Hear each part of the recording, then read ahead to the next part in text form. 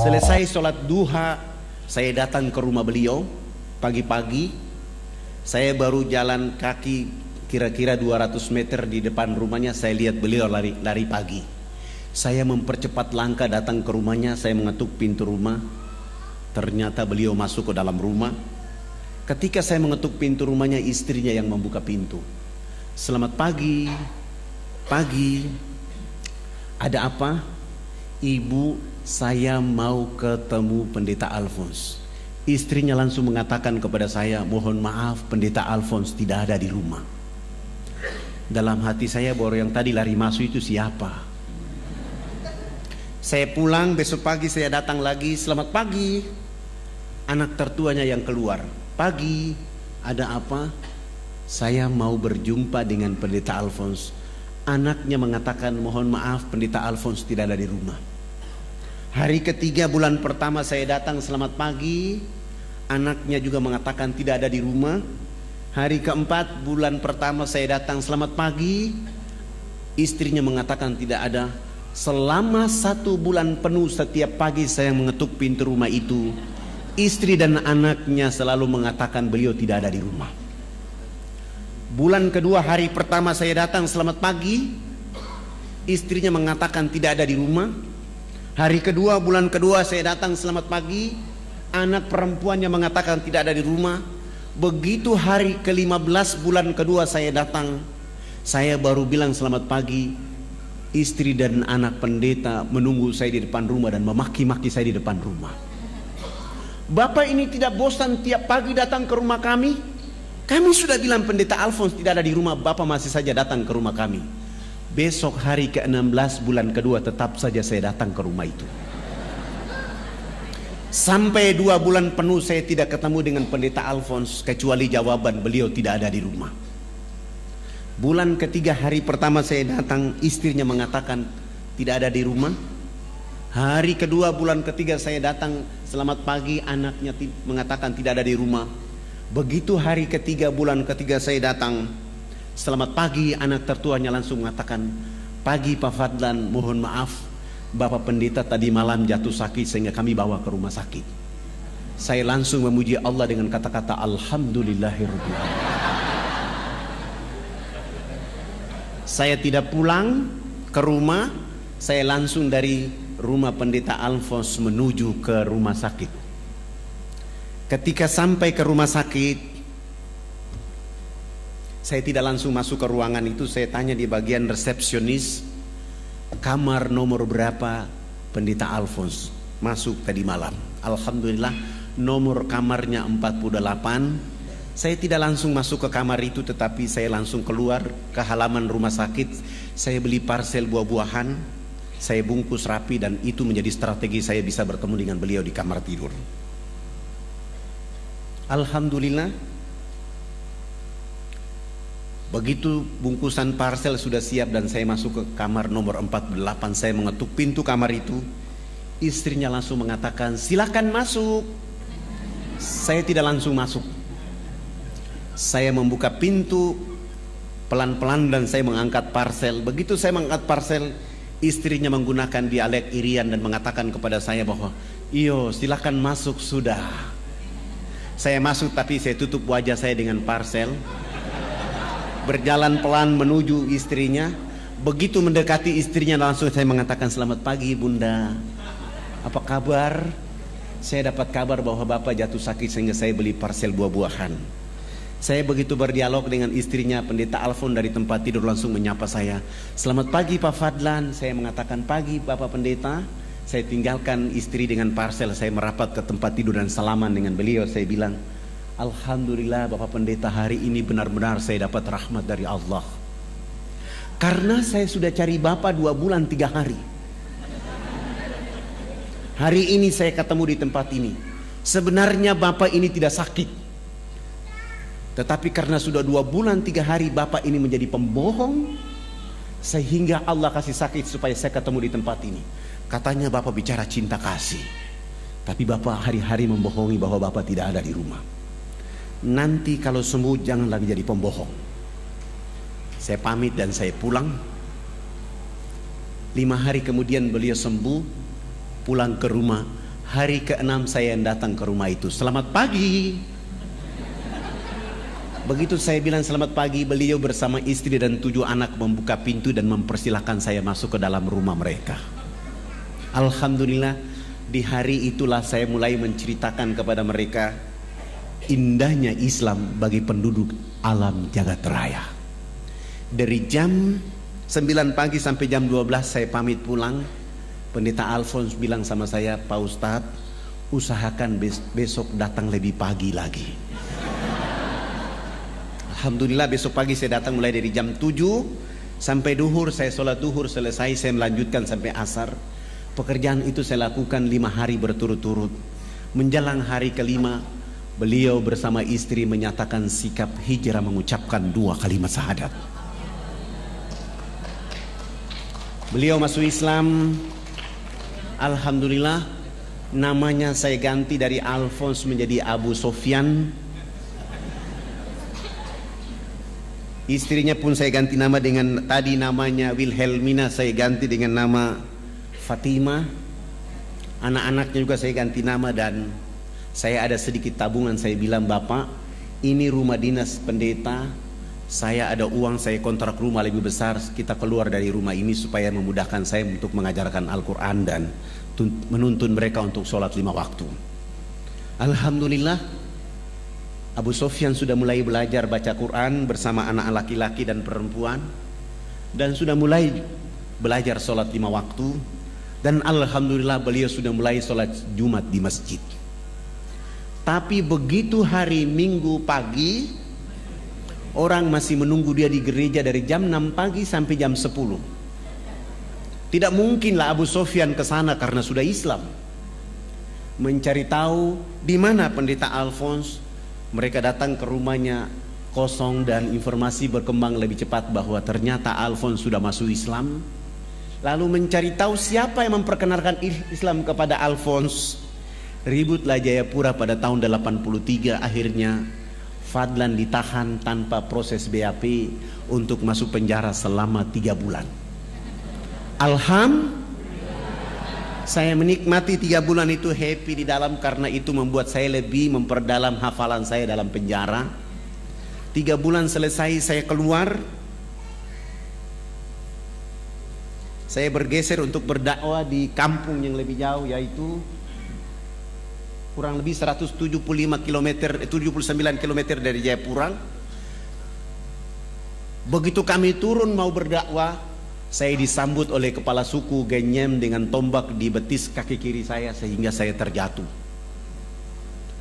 Teman-teman saya mengatakan kita harus lawan. Saya bilang tidak boleh, kalian harus bawa saya ke rumah sakit. Akhirnya saya kembali masuk rumah sakit. Selama 3 bulan di rumah sakit. Setelah 3 bulan sembuh, saya bilang kita kembali lagi ke kampung ini. 3 bulan sembuh, kami datang lagi ke kampung itu membawa bantuan dakwah. Subhanallah, begitu kami datang, kepala suku yang menombak kaki saya 3 bulan yang lalu justru dia yang jatuh sakit. Saya bilang sama para dai, kasih naik dia di kendaraan kita dan kita bawa dia ke kota, kami rawat dia di kota selama 2 minggu. Setelah dia sehat walafiat, kami antar kembali lagi ke kampungnya. 1 minggu kemudian kami kembali ke kampung. Subhanallah, kepala suku bersama 15 kepala keluarga di kampung kecil itu pun hijrah mengucapkan 2 kalimat syahadat.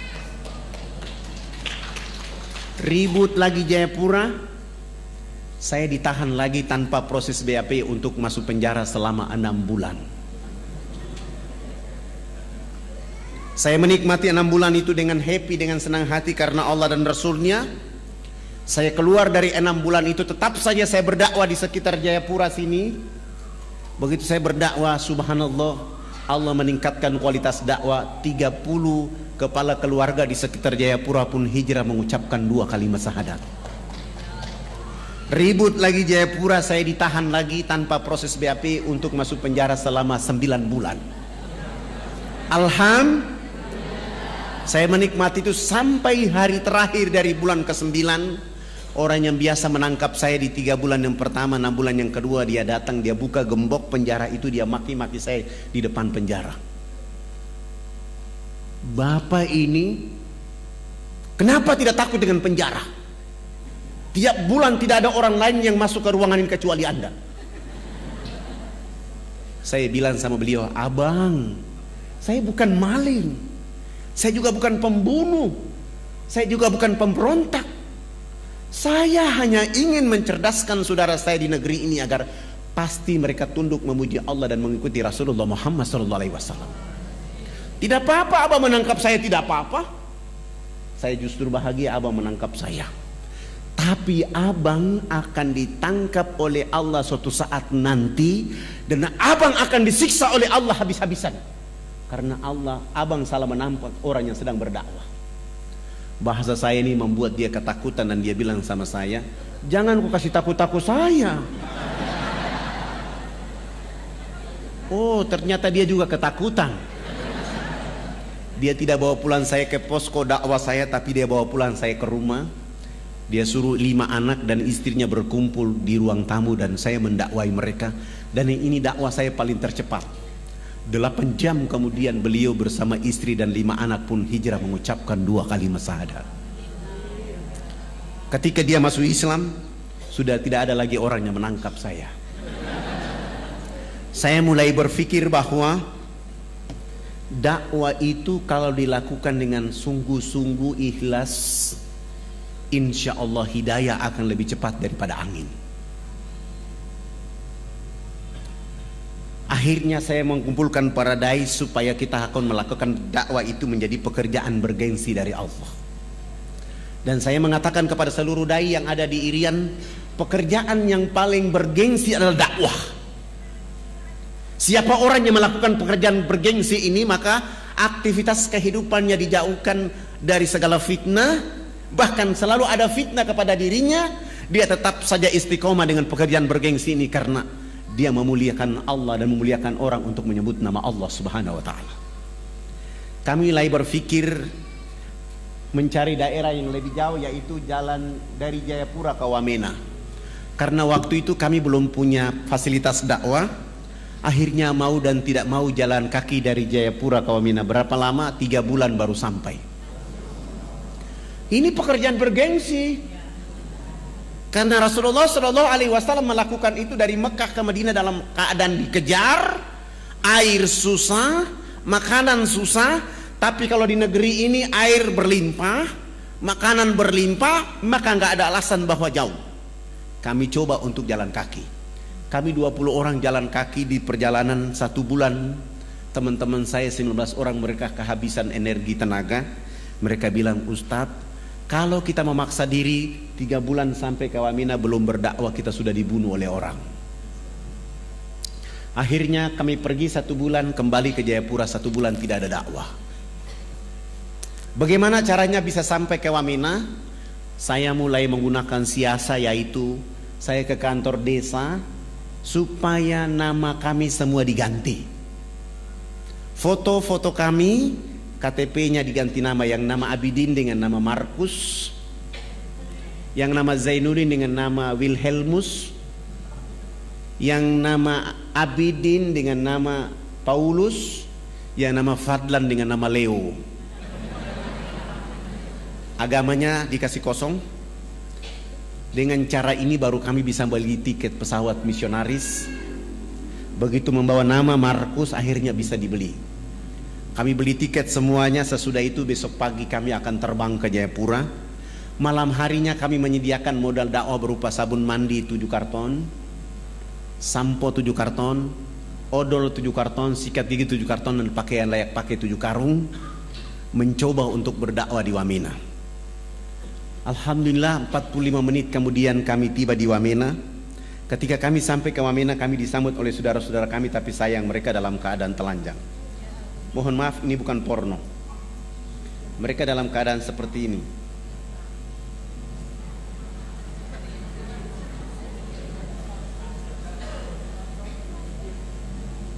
Mereka dalam keadaan seperti ini. Mereka dalam keadaan seperti ini. Mereka dalam keadaan seperti ini.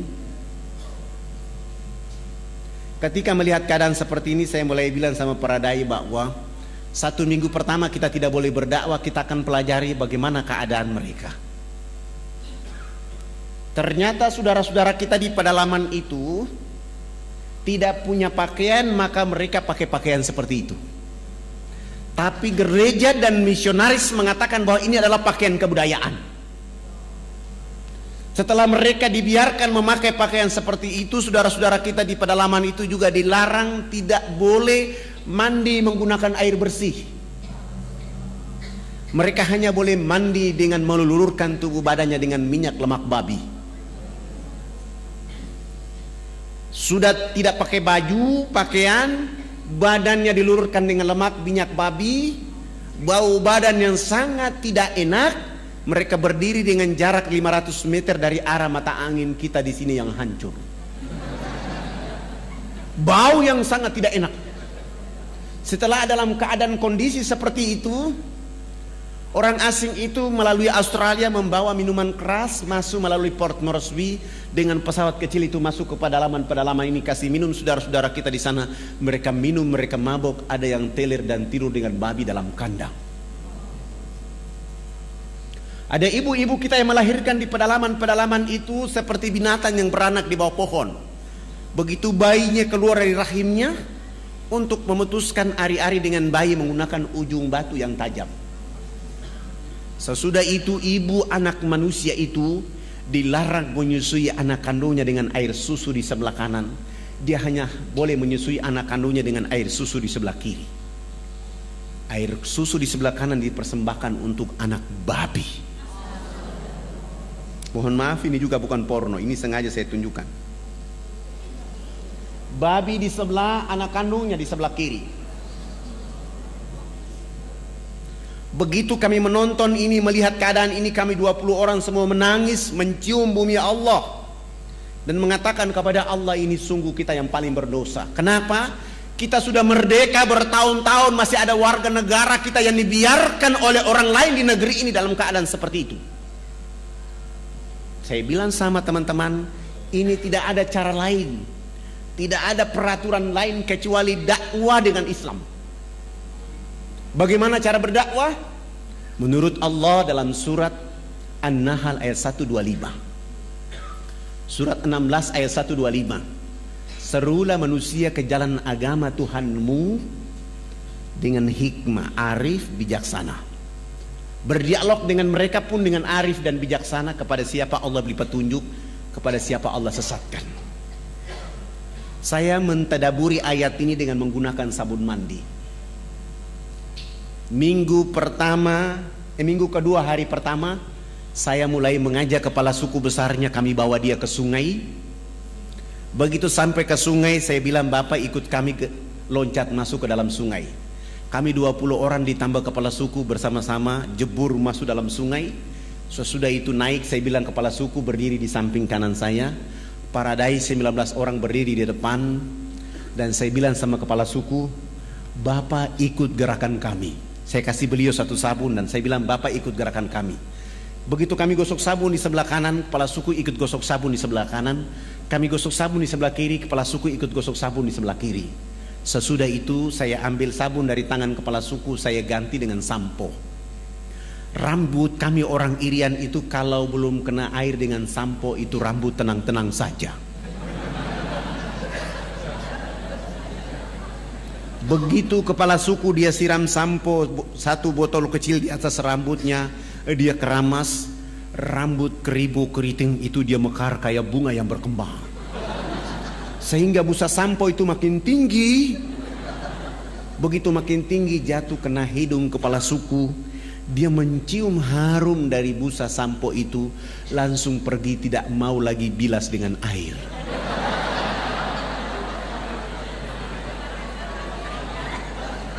Begitu dia jalan, Paradai mengatakan, Bapak kepala suku, harus disiram dengan air. Kepala suku menjawab, tidak anak, ini wangi. Rupanya selama hidupnya baru pertama mencium bau harum. Kepala suku ini 6 hari berturut-turut mandi tidak pernah bilas dengan air. Di hari ke-6 beliau ikut kami datang mandi jebur dalam sungai. Sesudah itu naik, beliau gosok sabun, gosok sampo, dia pakai koteka kayak tadi, berjalan kayak kuntilanak yang berjalan. Kena matahari, busa sabun itu kering di badan, busa sampo kering di rambut. Kepala suku langsung ke kebun bekerja seperti biasa seorang petani. Jam 2 siang dia pulang ke rumah. Pada saat pulang ke rumah, Allah turunkan rahmat berupa hujan kena di tubuh badan. Busa sampo dan busa sabun yang tadi kering itu muncul kembali. Beliau gosok-gosok sampai hilang itu busa sampo dan sabun. Allah ganti dengan kesegaran jasmani. Kepala suku ini tiba di rumah, tidur dari jam 3 sore sampai jam 9 pagi hari berikutnya. Begitu pagi-pagi kami datang ke rumahnya jam 9 pagi, kepala suku langsung angkat bicara. Anak, mandi yang benar itu yang anak ajarkan. Bapak kemarin dimandikan oleh Tuhan Sang Pencipta sehingga Bapak tadi malam tidur menjadi enak. Selama ini Bapak belum pernah tidur enak seperti tadi malam. Oh, bagaimana kalau pagi ini Bapak ikut mandi? Beliau dengan senang hati ikut kami ke sungai. Hari itu baru mandi dan resmi bilas. Naik tidur dari jam 9 pagi sampai jam 3 sore hari itu. Begitu dia bangun tidur, di sana ada kecerdasan, di sana ada pencerahan. Dia mulai kampanye kepada 28 titik adat beliau. Besok pagi yang berkumpul di lapangan dekat sungai itu sebanyak 3.712 orang. Laki, perempuan, tua, muda, besar, kecil untuk mengikuti materi mandi menggunakan sabun mandi yang kami bawa dari Jayapura. Begitu kami ajar dari jam 8 pagi sampai masuk waktu jam 12 siang belum tuntas karena orang saking banyak. Saya skorsing pelajaran mandi karena kami mau sholat duhur. Kami kalau di pedalaman Irian itu tidak bisa sholat di atas permukaan bumi karena babi sangat banyak. Kebetulan kami 1 minggu sudah buat panggung di tengah-tengah lapangan itu menjadi masjid dan musola kami. 3.712 orang itu saya bilang sama kepala suku, yang sudah mandi jangan pulang, yang belum mandi juga jangan pulang. Nanti kami selesai sholat duhur kami akan melanjutkan pelajaran mandi. Mereka 3.712 orang itu mereka duduk di bawah panggung dan kami 20 orang naik di atas panggung. Salah satu dai dia qomat dan saya takbir. Allahu Akbar. 19 dai ini juga takbir Allahu Akbar. Begitu kami takbir, 3.712 orang itu mereka bangkit dari tempat duduknya. Mereka tawaf dengan arah berjalan, arah jarum jam, tawaf keliling panggung sholat. Apa yang mereka lakukan? Mereka berputar keliling panggung sholat dengan berlawanan arah jarum jam seakan-akan orang lagi tawaf di Ka'bah. Mereka perhatikan gerakan-gerakan sholat duhur yang kami lakukan. Begitu saya salam ke kanan, Assalamualaikum warahmatullahi, Assalamualaikum warahmatullahi. Kepala suku besar itu langsung loncat naik di atas panggung dan mengajukan beberapa pertanyaan. Anak, kenapa anak dengan teman-teman berdiri dan angkat tangan dan mulutnya bicara-bicara? Itu maksudnya apa? Saya bilang subhanallah, baru mandi cerdas begini. Bagaimana saya bisa mampu menjawab pertanyaan itu? Hampir saya tidak sanggup. Tapi tiba-tiba ada ilham dari Allah untuk saya menjawab. Saya bilang sama kepala suku dan masyarakat, Bapak kepala suku dan masyarakat dan mama-mama yang ada di sini, kami di atas panggung ini agama kami Islam.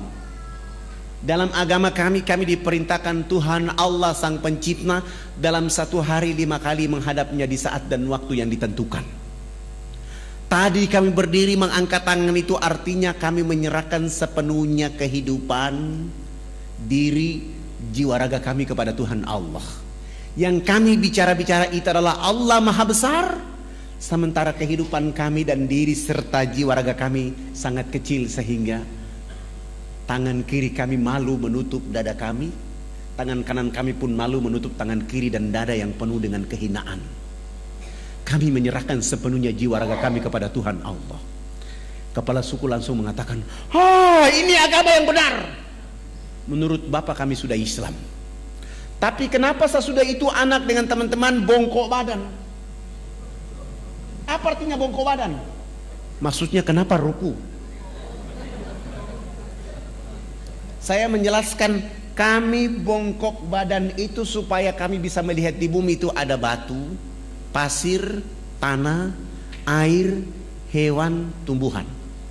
Semua itu fasilitas dari Tuhan Allah kepada manusia, dipelihara, dilindungi, dinikmati oleh karena nanti untuk manusia berikutnya.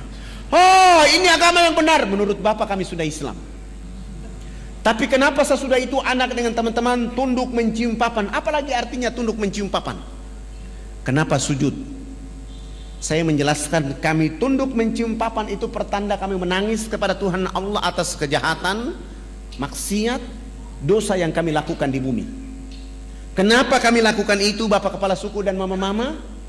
Karena sebentar kami mati nanti, kulit, daging, darah, tulang akan dilebur menjadi tanah. Sebelum dilebur menjadi tanah, kami menyatukan telapak tangan, kepala, lutut dan kaki untuk menangis meminta ampun kepada Dia, Allah yang Maha Tinggi. Oh, ini agama yang benar. Menurut Bapak kami sudah Islam. Tapi kenapa sesudah itu anak dengan teman-teman lihat ke sebelah kanan mulutnya bicara-bicara, lihat ke sebelah kiri masih bicara-bicara? Saya jawab lagi, kalau tadi kami mengangkat tangan adalah menyerahkan sepenuhnya jiwa, raga dan kehidupan kami, sesudah itu kami bongkok badan untuk melihat fasilitas yang diberikan oleh Allah. Setelah itu minta ampun. Selesai minta ampun, kami lihat ke sebelah kanan. Kalau belum ada orang yang tahu mandi, tugas kami mengajarkan mereka bisa tahu mandi. Melihat ke sebelah kanan, kalau belum ada orang yang tahu berpakaian, tugas kami mencari pakaian untuk menutup badannya. Ada yang lapar, tugas kami mencari makan. Ada yang sakit, tugas kami mencari obat. Sesudah itu melihat ke sebelah kiri, kalau belum ada orang di bumi ini yang mengenal Allah dan Rasulnya, tugas kami datang memperkenalkan Allah dan Rasulnya kepada mereka. Begitu mendengar penjelasan saya, Kepala Suku Besar langsung mengatakan kepada kami 20 orang, kalau begitu kami tidak boleh duduk di atas panggung sholat itu. Kami turun duduk di bawah menemani 3.712 orang. Mereka 6 kepala suku naik di atas panggung menggantikan kami. Mereka bukan sholat, tapi mereka rapat adat membahas kehadiran kami di sana.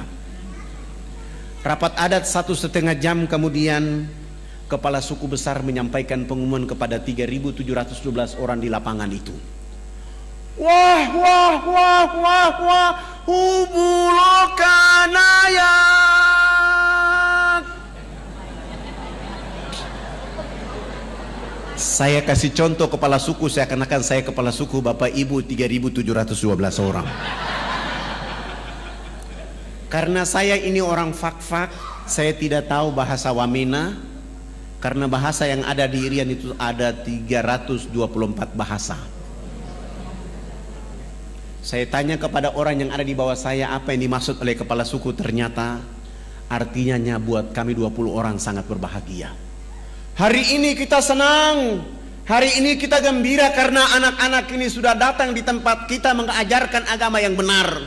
Dalam rapat adat kami mengatakan bahwa kita yang ada di lapangan ini harus mengikuti agama yang mereka ajarkan. Kami 20 orang langsung sujud syukur dan menangis berterima kasih kepada Allah Subhanahu wa taala. Terima kasih Allah ya Rabb. Kami belum menyebut namamu ke dalam dada mereka. Kami belum mengajarkan nama kekasih Muhammad ke dalam hati mereka. Kami hanya bawa rizkimu berupa sabun, odol, sikat gigi ya Allah ya Rabb. Lalu kami tidak sanggup berhadapan dengan 3.712 orang itu karena mereka dalam keadaan telanjang, dalam keadaan bau badan, dalam keadaan bodoh, dalam keadaan miskin, tetapi mereka mampu mengatakan kepada Allah dan Rasulnya, asyhadu an la ilaha illallah wa asyhadu anna Muhammad Rasulullah. Ya Allah, mereka dalam keadaan miskin, telanjang, bodoh di bumimu. Dakwamu tiba di tengah-tengah kehidupan mereka. Mereka menyebut namamu. Pelihara dakwah ini, jaga dakwah ini, lindungi dakwah ini agar semua orang di negeri akan menyebut namamu dan nama Rasul Muhammad SAW. 3.712 orang masuk tanpa beban apapun, tanpa paksaan akad pun. Mereka dengan mudah mengucapkan nama Allah dan nama Rasulullah Muhammad SAW. Setelah mereka mengucapkan 2 kalimat syahadat, kami berusaha untuk membimbing mereka agar mereka mampu menjadi hamba-hamba Allah. Sesudah itu pekerjaan berikut yang kami lakukan adalah berusaha untuk mengganti nama-nama mereka. Yang nama Abraham kami ganti dengan nama Ibrahim. Yang nama Yohanes kami ganti dengan nama Zainuddin. Yang nama Wilhelmus kami ganti dengan nama Abidin. Yang nama Paulus kami ganti dengan nama Abu Bakar, Hamzah. Dan itu nama-nama yang paling cocok kalau orang Irian masuk Islam. Sangat lucu kalau ada orang Irian masuk Islam, rambutnya keriting, badannya hitam kelin, dipanggil Subagio. Nggak cocok. Tapi Zainuddin, Iskandar, insya Allah. Setelah mengganti nama-nama mereka, pekerjaan berikut yang kami lakukan adalah melakukan hitanan masal mulai dari umur 7 bulan sampai umur 63 tahun. Alhamdulillah. Waktu itu kami dibantu oleh ayahanda Dr. Mulia Tarmizi. Kebetulan beliau menjadi Komandan Lantamal Angkatan Laut di Jayapura. Beliau dulu bicara dakwah Islamiyah dan kami mengantar beliau ke atas menghitan saudara-saudara kita di sana. Alhamdulillah. Sesudah itu beliau menulis surat supaya saya membawa surat itu menghadap Presiden Soeharto di Jakarta. Kami bawa kepala-kepala suku. Kepala-kepala suku ini sudah pakai celana panjang, sudah pakai kemeja, bahkan sudah pakai jas. Tetapi mereka belum bisa pakai sepatu.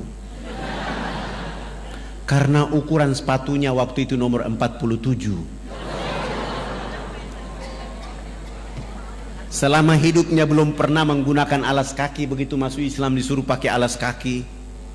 Terpaksa tidak ada jenis sepatu itu dan kami menggunakan sendal jepit, kelebihan tumit kami bawa mereka. Naik pesawat dari Wamena ke Jayapura, Jayapura langsung menuju Makassar. Dari Makassar saya bawa mereka, kepala-kepala suku melihat pembangunan di kota Makassar. Sesudah itu terbang di Jakarta. Tiba di Jakarta malam hari, kami naik mobil dijemput oleh teman-teman di Jakarta dan kami bawa ke Wisma Haji Jalan Jaksa, Jakarta Pusat. Istirahat, pagi-pagi kami ke istana. Sampai ke istana, alhamdulillah Presiden Soeharto berkenan menerima kami.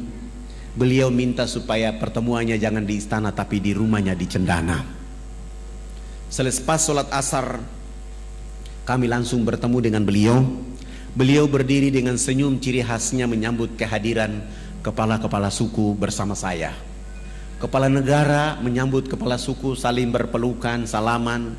Sesudah itu dibawa masuk ke dalam ruang tamu, dikasih makan, dikasih minum, dikasih oleh-oleh. Setelah diberikan oleh-oleh, Pak Harto minta supaya kepala sukunya konferensi pers. Lalu kepala suku angkat bicara waktu itu. Bapak tidak pantas jadi presiden. Presiden macam apa hanya bangun Makassar? Presiden macam apa hanya bangun Jakarta?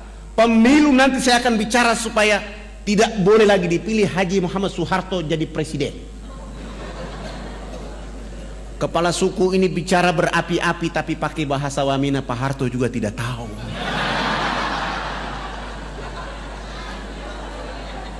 Tapi karena Pak Harto memiliki positive thinking, melihat gerakan kepala suku, beliau pasti punya feeling bahwa ini terjemahannya pasti bagus. Mohon diterjemahkan. Saya tidak menterjemahkan bahasa itu, tapi saya mentadaburi makna di balik permintaan bahasa itu. Wartawan TVRI waktu itu kasih saya dan saya menjawab bahwa Bapak Presiden yang terhormat, hari ini kepala-kepala suku sungguh bahagia bisa bertemu dengan Bapak Presiden. Dan kepala suku tadi mengatakan bahwa Haji Muhammad Soeharto layak jadi Bapak Pembangunan Nasional. Dengan cara itu Pak Harto langsung menelpon Menteri Agama, kepala-kepala suku yang tadi datang itu diberangkatkan haji pada tahun itu juga. Dengan cara tadabur bahasa itu beliau menelpon Menteri Sosial, kami dibantu 417 unit rumah layak huni. Beliau juga menyumbang 1000 karung pakaian serba baru. Beliau juga menyumbang 600 karton sampo, 600 karton sabun, 600 karton odol sikat gigi, dan plus beliau menyumbang 28 masjid kepada 28 kampung yang masuk Islam. Dan beliau mengatakan dakwah Jakarta Wamena tidak boleh menggunakan kapal laut tapi menggunakan pesawat Hercules dari Halim Perdana Kusuma. Alhamdulillah dengan kekuatan itu kami terus melakukan kekuatan dakwah dan bergeser. Setelah Wamena ini hidup, nanti kalau ada bapak-bapak ibu berkenan datang ke Wamena, jangan tinggal di kota Wamena tapi jalan kaki 175 km ke dalam. Kita akan mendengar suara-suara Islam di tengah-tengah hutan itu. Ada saudara-saudara dan anak-anak kita yang rambutnya keriting, badannya hitam kelin, tapi dia sanggup azan di waktu duhur, asar, maghrib, isya, bahkan di waktu subuh. Terkadang kita tidak sanggup meneteskan air mata oleh karena di tengah-tengah hutan itu jauh dari khalayak ramai, tapi ada orang yang menyebut nama Allah, menyebut nama Rasulullah Muhammad SAW. Saya bergeser lagi berdakwah di Biak sini. Ini waktunya masih panjang ya.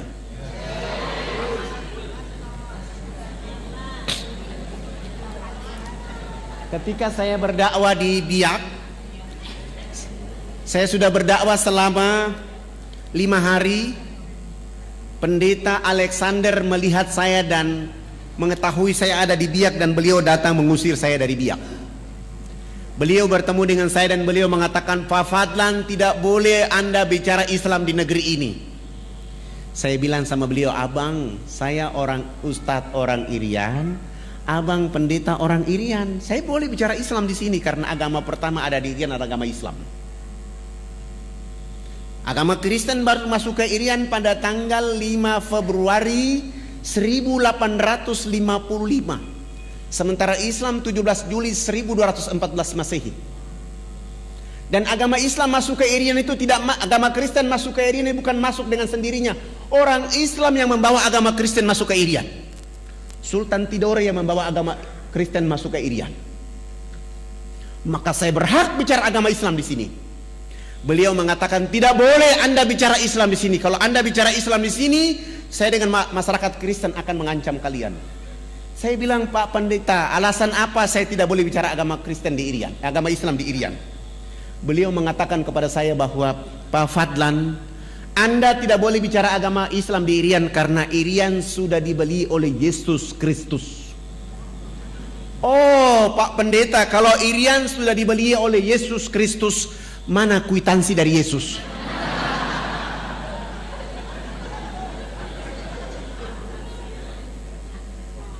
Begitu saya tanya kwitansi, langsung Pendeta Alexander dia malu dan dia pergi.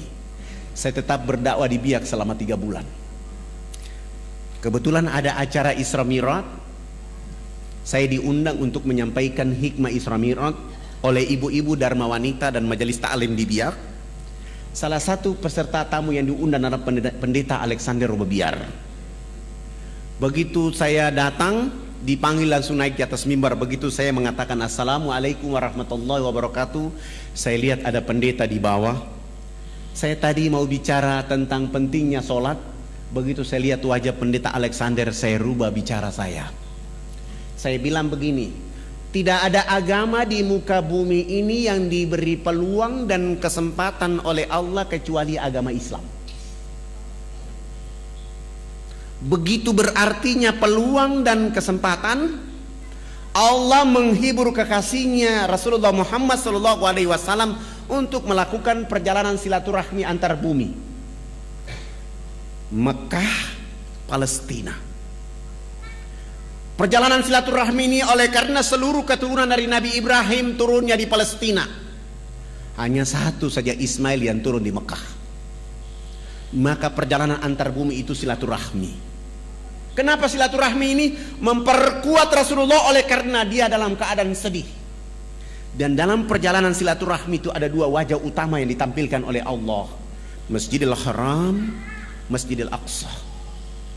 Setelah itu naik ke Sidratul Muntaha untuk menerima oleh-oleh yang namanya peluang dan kesempatan. Salat 5 waktu. Siapa orang yang tidak salat duhur 1 kali saja, 1 waktu saja dia tidak salat 5 waktu, telah kehilangan peluang dan kesempatan dari Allah Subhanahu wa taala. Rumah boleh hangus, terbakar, harta boleh dicuri, tetapi kalau sholat 5 waktu 1 waktu saja dia tinggalkan, dia telah kehilangan segala-galanya dari Allah Subhanahu wa taala. Dan itu hanya didapatkan dalam agama Islam. Agama lain tidak ada itu. Agama lain selalu mengatakan Tugas Tuhan itu menciptakan dunia dan isinya. Sesudah itu Tuhan istirahat di surga. Urusan dunia Tuhan tidak boleh ikut campur. Nanti mau masuk surga, cukup menyebut nama Yesus langsung masuk surga. Enak aja. Sengaja saya bicara begitu supaya pendeta Alexander dia tersinggung.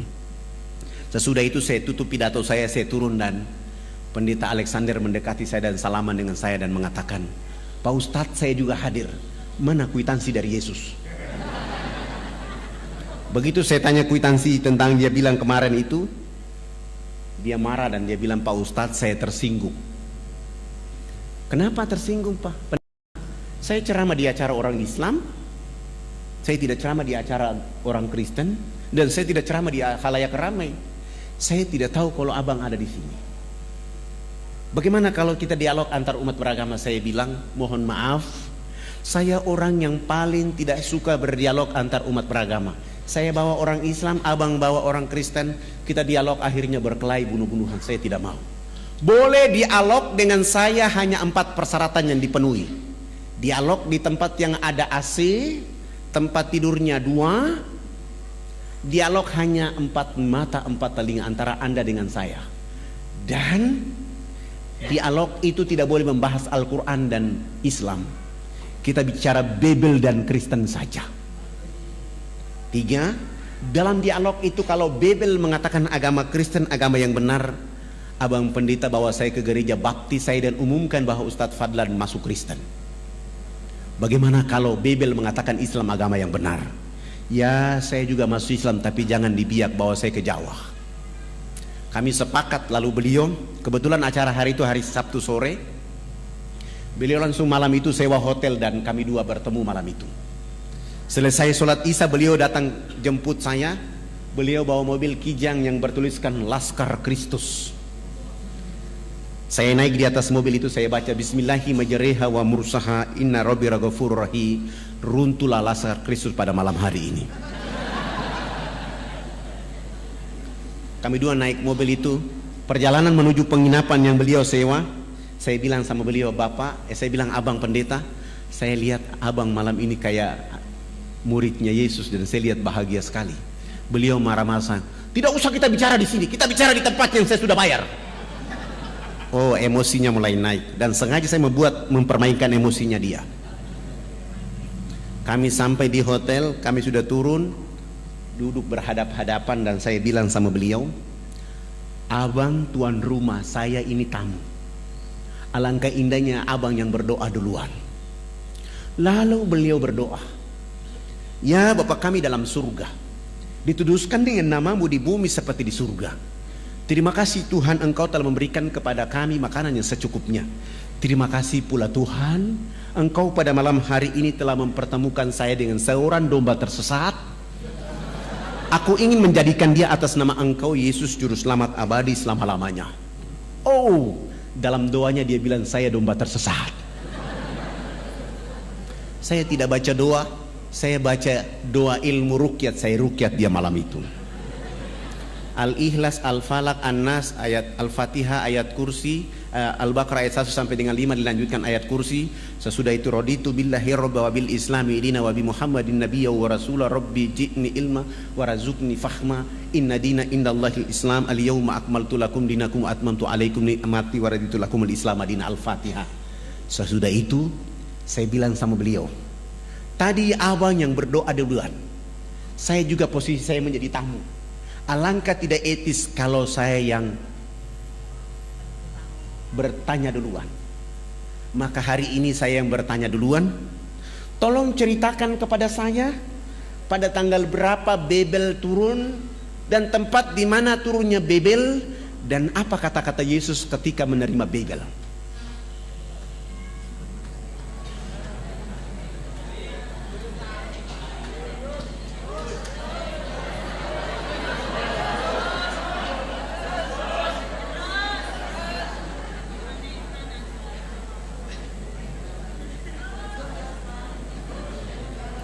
Iya, masih ada berapa menit?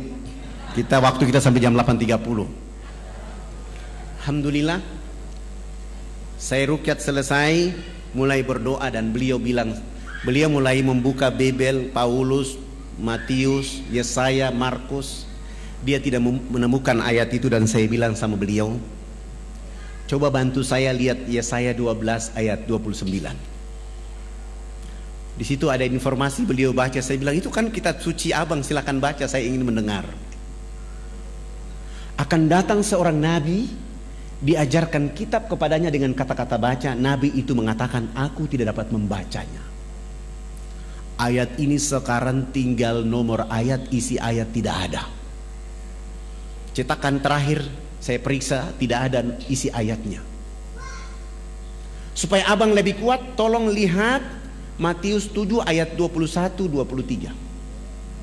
Yesus akan mengusir orang-orang yang menyebutnya Tuhan. Terbitan baru merubah. Yesus menolak disebut guru yang baik. Begitu beliau baca, beliau bilang, saya bilang sama beliau, bagaimana? Beliau bilang sama saya, Pak Ustadz, ayat ini salah cetak ini. Bagaimana mungkin salah cetak? Yang mencetaknya adalah doktor. Kalau mereka salah cetak berarti Allah menutup hati mereka, menutup mata mereka.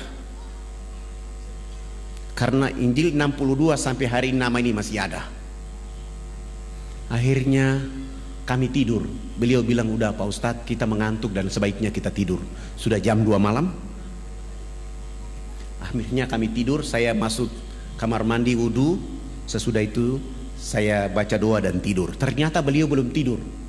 Beliau masih menggunakan satu ilmu untuk menghantam saya, namanya hipnotis. Saya tetap memperhatikan itu dan ayat kursi tetap saja saya baca di saat saya tidur. Alhamdulillah saya yang bangun sholat subuh, dia yang ketiduran. Setelah saya sholat subuh selesai, lihat sudah jam 8 pagi, saya kasih bangun beliau. Saya bilang, abang katanya mau ke gereja, silakan bangun dan ke gereja. Beliau bangun dan ke gereja, tidak pakai jas lagi, pakaian biasa saja, sampai ke gereja, naik di atas mimbar dan mengatakan di dalam gereja bahwa hari ini saudara-saudara hamba Tuhan, terakhir saya berdiri di mimbar ini, hari ini saya keluar dari agama ini. Dia dikejar sampai 3 jari kaki sebelah kirinya dipotong. Yang membuat dia yakin, hakul yakin, karena mestinya ketika terpotong harus darah tercecer keluar dari tubuh badannya. Ternyata satu tetes pun tidak keluar. Dia lari sampai ke kamar hotel itu, baru darah keluar. Akhirnya beliau bilang, selamatkan keluarga saya, selamatkan saya karena saya mau masuk Islam. Subhanallah. Saya telepon teman-teman dokter muslim menyelamatkan dia dan kami lari dari Biak ke Jayapura, Jayapura terbang ke Makassar, langsung ke Jakarta dan beliau masuk Islam di Islamic Village di Tangerang di depan ayahanda Yunan Nasution. Sesudah itu disuruh ke Mesir belajar Islam selama 6 tahun di Mesir. Kembali ke Indonesia menjemput istrinya menunaikan rukun Islam yang kelima.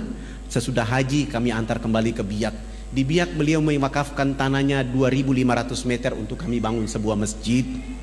Subhanallah, masjid itu dibangun selesai. Beliau, kami sholat subuh berjamaah. Kami bangkit dari sujud akhir. Beliau tidak bangkit dari sujud. Beliau langsung meninggal dunia dalam keadaan sujud itu. Spektakuler.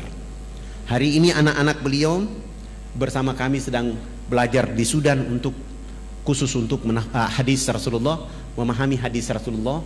Yang satu lagi masih ada di Medina, dengan harapan nanti pulang kami akan memperkaya dakwah dengan Islam. Bapak Ibu yang dirahmati oleh Allah Subhanahu wa taala, saya belum masuk ke cerita inti, kita masih di pembukaan. Tapi karena waktu sudah diminta oleh panitia dengan berdoa, saya minta mungkin kita akan nonton. Saya ada bawa CD, ada 100 CD, silakan dibagikan gratis. Saya serahkan kepada panitia, nanti panitia yang mengaturnya. Kalau yang tidak kebagian mohon di copy, disebarluaskan. Saya ingin cerita bahwa hari ini kita sudah bangun 1049 masjid di seluruh Irian. Hari ini sudah ada 229 kepala suku masuk Islam dan 16 pendeta, 3 pastor pun hijrah menjadi Muslim. Dan kami terus bergerak sehingga 171.000 orang mualaf di Irian dengan harapan kita akan membuat negeri ini menjadi negeri muslim terbesar. Dan hari ini yang mayoritas di Irian adalah muslim. Penduduknya 3.700.000, umat Islam sudah 2.500.000. Dari 2.500.000 itu penduduk Ansor dan Muhajirin bersama-sama. Dan saya mohon doa dari Bapak Ibu, jangan lupa mendoakan kami, karena selepas dari sini kami akan membangun satu masjid di Jayapura dan di Manokwari. Ada 2 masjid yang akan kami bangun. Masjid itu dengan nama yang sama, Masjid Yesus bin Maryam. Saya akan bangun masjid ini sebagai upaya untuk membuat saudara-saudara kita bertanya, kenapa memberi nama Masjid Yesus bin Maryam? Saya akan menjelaskan kepada mereka tentang Babel Markus. Aku melakukan kehendak Bapakku di surga, Tuhanku dan Tuhanmu Esa. Dan saya sampingnya saya tulis Qul huwallahu ahad, Allahus samad, lam yalid wa lam yulad wa lam yakul lahu kufuwan ahad. Dan saya akan menjelaskan kepada mereka tentang ayat ini supaya mereka akan faham, sehingga tidak boleh mereka melakukan sesuatu. Alhamdulillah, walaupun saya sudah ditombak berkali-kali, sudah dipanah berkali-kali, dan sudah terancam mau dibunuh, tapi bagi saya itu adalah kapsul-kapsul untuk terus berdakwah. Bagi saya itu adalah vitamin-vitamin untuk membawa nama Allah dan Rasul kepada orang-orang yang tidak mengerti, sehingga orang akan bangkit mengenal Allah, sehingga mereka akan tunduk memuji Allah Subhanahu wa taala. Saya punya cita-cita, kalau hari ini kita orang Indonesia sudah punya serambi Mekah, maka alangkah tidak layak serambi Madinah ada di Madura. Tidak layak. Serambi Madinah itu paling cocok ada di Nuar. Kenapa?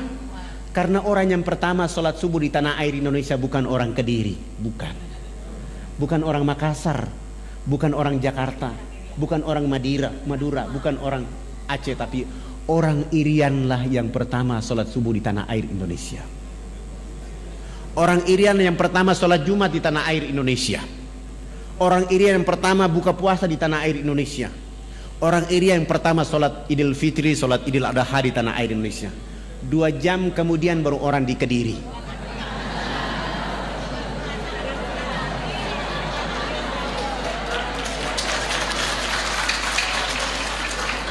Artinya benar maksud para pejuang republik ini. Indonesia dimulai dengan huruf alif, ditutup dengan huruf ain, iman dan ilmu.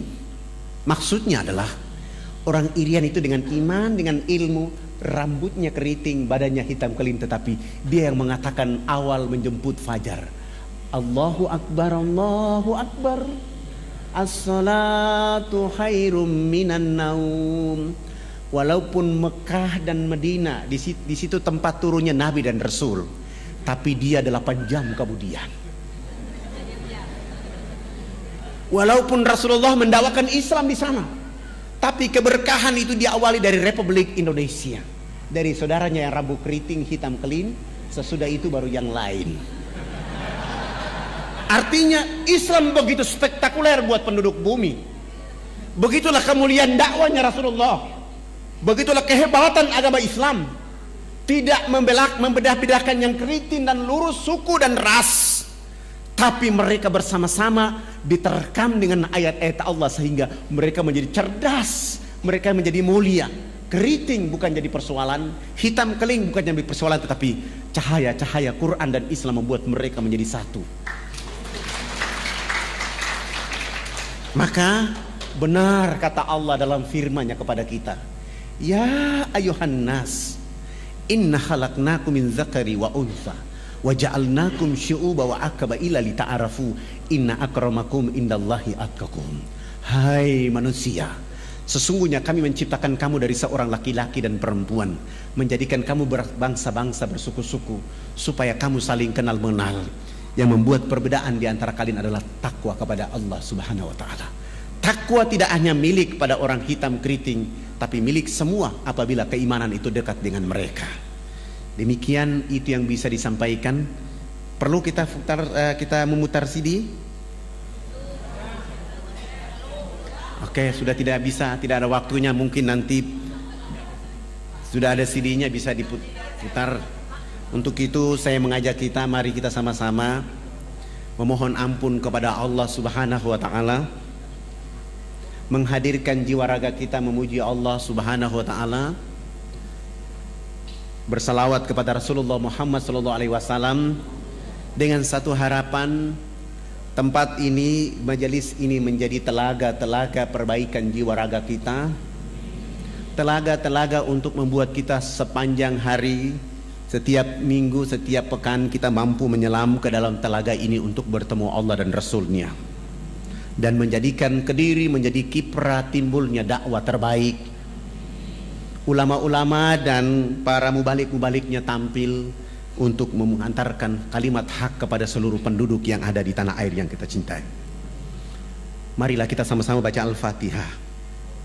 Semoga Al-Fatihah ini membuat kita menjadi mulia di hadapan Allah. Al-Fatihah.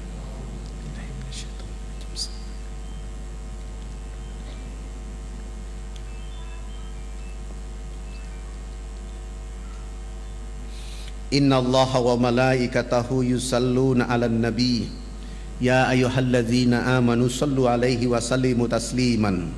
Allahumma salli ala sayyidina Muhammadin fil awwalin wal akhirin. Allahumma salli ala sayyidina Muhammadin fin nabiyyin wal mursalin. Allahumma salli ala sayyidina Muhammadin fi kulli waqti wa khin. Wa sallam radhiyallahu tabarak wa ta'ala an sadatina ashab Rasulillahi ajmain. Amin. A'udzu billahi minasyaitonir rajim. Bismillahirrahmanirrahim. Hamdan syakirin, hamdan hamidin, hamdan naimin, hamdan yuafi ni'amahu wa yukaffi majidah. Ya Rabbana lakal hamdu kama yanbaghi li jalali wajhikal karim wa azimi sultanik. Allahumma salli ala sayyidina Muhammadin wa ala alihi sayyidina Muhammad. Allahumma rabbi ghafir lana zunubana wali walidina warhamhuma kama rabbayana sigara wali jamil muslimina wal muslimat wal mu'minina wal mu'minat al ahya'i minhum wal amwat. Allahumma rabbana zalamna anfusana wa in lam taghfir lana wa tarhamna lanakunanna minal khasirin. Rabbana zalamna anfusana wa in lam taghfir lana wa tarhamna lanakunanna minal khasirin. Rabbana zalamna anfusana wa in lam taghfir lana wa tarhamna lanakunanna minal khasirin. Rabbana la tu'akhizna in nasina wa ata'na. Rabbana wa la tahmil 'alaina isran kama hamaltahu 'alal ladzina min qablina. Rabbana wa la tuhamilna ma la taqata lana bi. Wa'fu 'anna waghfir lana warhamna. Wa'fu 'anna waghfir lana warhamna. Wa'fu 'anna waghfir lana warhamna anta maulana fansurna 'alal qaumil kafirin. Allahumma aslih umat Sayyidina Muhammad fi Kediri. Allahumma jabur umat Sayyidina Muhammad fi Kediri. Allahumma astur umat Sayyidina Muhammad fi Kediri. Allahumma Sayyidina Muhammad fi Indonesia. Allahumma ma'afi umat Sayyidina Muhammad fid dini wad dunya wa zabil akhirah. Allahumma ansur umat Sayyidina Muhammad fi Palestin. Allahumma ansur umat Sayyidina Muhammad fi Iraq. Allahumma ansur umat Sayyidina Muhammad fi Indonesia. Allahumma ansur umat Sayyidina Muhammad fi Myanmar. Allahumma ansur umat Sayyidina Muhammad fid dini wad dunya wa zabil akhirah. Allahumma aftah lana abwabal khair, abwabal barakah, abwabal nikmah, abwabal sehat, abwabal kuat, abwabal salamah birahmatika ya arhamar rahimin. Hasbunallah wa ni'mal wakil, ni'mal maula wa ni'man nasir. Rabbana taqabbal minna innaka antas samiun alim wa tub alaina innaka antat tawwabur rahim. Rabbana atina fid dunya hasanah wa fil akhirati hasanah wa qina azabannar wa adkhilnal jannata mal abrar ya aziz ya ghaffar ya rabbal alamin. Subhana rabbika lidzati amma yasifun wa salamun alal mursalin walhamdulillahi rabbil alamin. Mohon maaf lahir batin. Wabillahi taufiq wal hidayah. Wassalamualaikum warahmatullahi wabarakatuh. Wal 'asr innal insana lafi khusr illa alladhina amanu wa 'amilus salihati wa tawasaw bil haqqi wa tawasaw bis sabr.